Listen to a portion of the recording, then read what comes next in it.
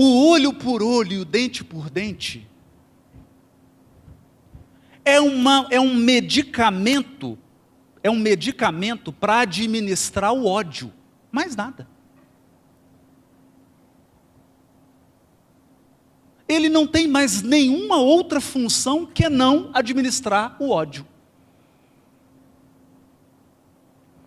Porque quando você é agredido, você tem ódio.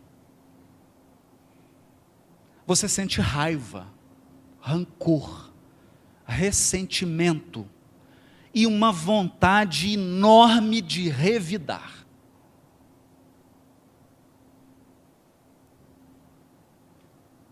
Isso é natural, é o primeiro impulso que vem.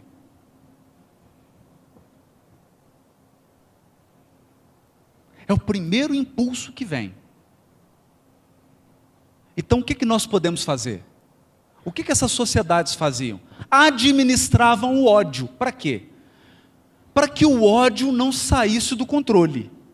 Então, alguém saía de uma tribo, matava uma criança, a família da criança vinha, matava 10. Aí reuniam, vinham para outra tribo, matavam 20. Final da história, acabava as duas tribos. Esse é o final da história. Voltando à fala do ator. Num mundo em que vigora o olho por olho, o dente por dente, nós temos que tomar cuidado, porque todos seremos cegos.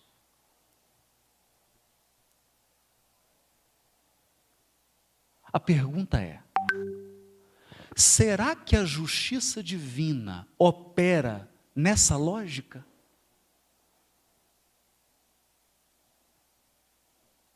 Essa é uma pergunta importante. Deus é justiça soberana ou Ele é vingador soberano?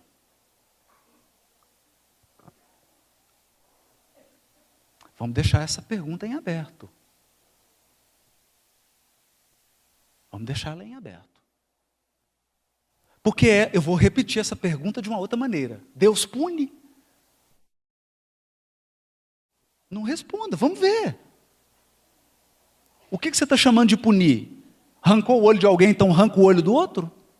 E o olho que foi arrancado aqui? Como é que faz com esse olho que foi arrancado?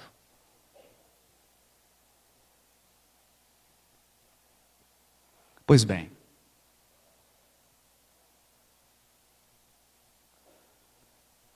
antes do século XVIII,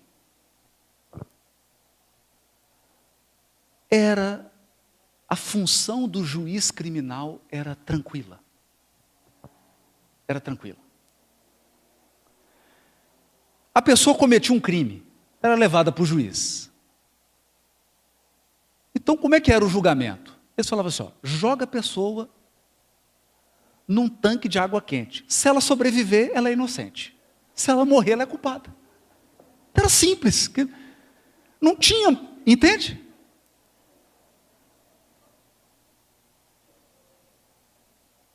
Joga lá. Se ela for inocente, Deus vai tirar. Se não for, é porque é culpado, morre. Então o julgamento era simples. Mas durante muito tempo, o julgamento foi assim, objetivo. Objetivo. Claro, simples. Então aqui, retomando o tema do congresso, daqui, Jesus e a valorização da vida, nós vamos citar o julgamento simples da mulher adúltera. Da mulher adúltera. Uma mulher foi surpreendida em adultério. E como é que o julgamento é simples? Ninguém adultera sem um outro. Como que você comete um adultério sozinho? Você precisa de alguém. Correto? Mas a lei da época era simples. Era simples. A mulher foi pega em adultério com outro homem. Então, pune quem? A mulher, claro. E o homem? Libera.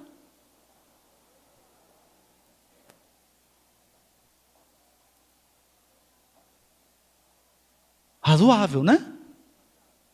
As mulheres.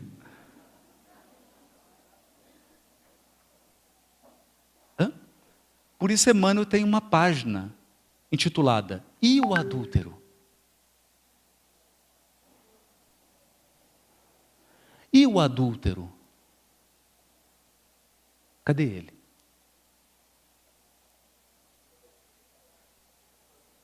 Então, quando Jesus diz assim para ela, eu também não a julgo, nós podemos interpretar se Jesus dissesse assim, eu não vou participar desse julgamento não, está tudo errado.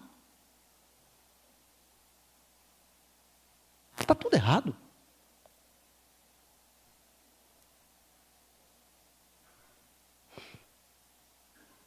Então levaram a mulher e vão fazer o quê? Apedreja. Mata.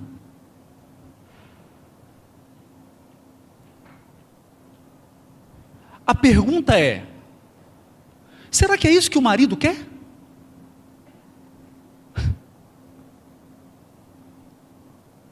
Ele já teve o sofrimento da traição. E agora vai ter outro da perda da mulher? E o adúltero? Então, qual que é o sentido disso? Qual que é o sentido? Nenhum.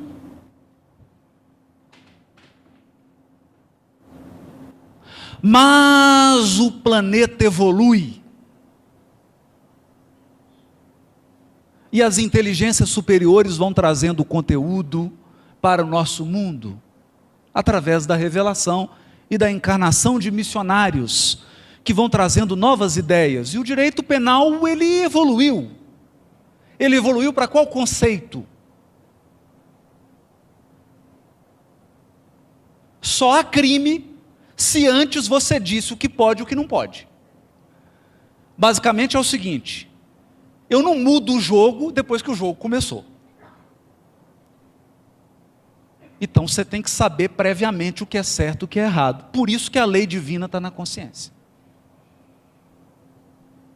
E por isso que ela é imutável e ela é eterna. Então não tem mudança no jogo. Não tem como você encontrar um espírito puro agora, e ele virar para você e falar assim, olha, na época que eu evoluía, e que eu estava no seu nível, isso aí era permitido na lei divina, mas hoje não é mais, porque mudou a regra. É igual a regra da aposentadoria. Teve uma mudança, aí Deus mudou, mas na minha época eu estava evoluindo. Não existe isso. A regra não muda. É o que os espíritos disseram para Kardec na questão 830. O bem é o bem, o mal é o mal.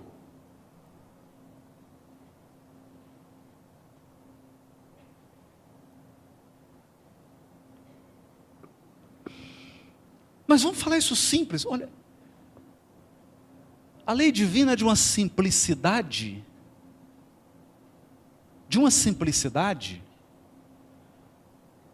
que nós podemos entender isso numa formulação que é muito genérica, que é o seguinte, você faz ao próximo aquilo que você gostaria que fizesse a você mesmo.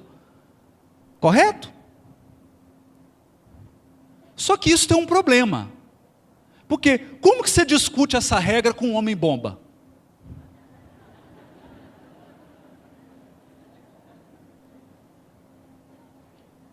Você chega para ele e fala assim, faz comigo o que você gostaria que fosse feito com você. Ele começa a me encher de bomba. Você fala, o que você está fazendo? Nós dois vamos explodir. Não, peraí, meu amigo. Você não quer que eu faça com você o que eu faço comigo? Então, se a criatura está num estado de perturbação espiritual ou psíquica, fica difícil. Por isso há um filósofo chamado Kant, Emmanuel Kant, que aperfeiçoou, é a mesma regra áurea, só que ele disse ela de uma maneira mais precisa, é a mesma regra, ele não inventou outra. Kant disse assim, você quer saber se algo que você está fazendo é certo ou errado? Então pensa o seguinte, Se todos os homens fizerem o que você está fazendo, vai ser bom ou ruim?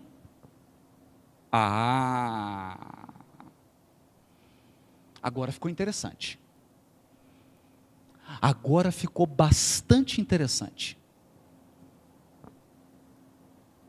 Porque isso significa, sabe o quê? Universalidade do ensino dos Espíritos. É o princípio da universalidade. Se o que você faz se tornar universal, você vai gostar? Então vamos lá. Olha, eu avancei o sinal vermelho, mas é só uma avançadinha. Ok.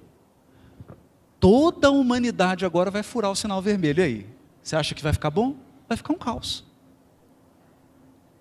Vai ficar um caos.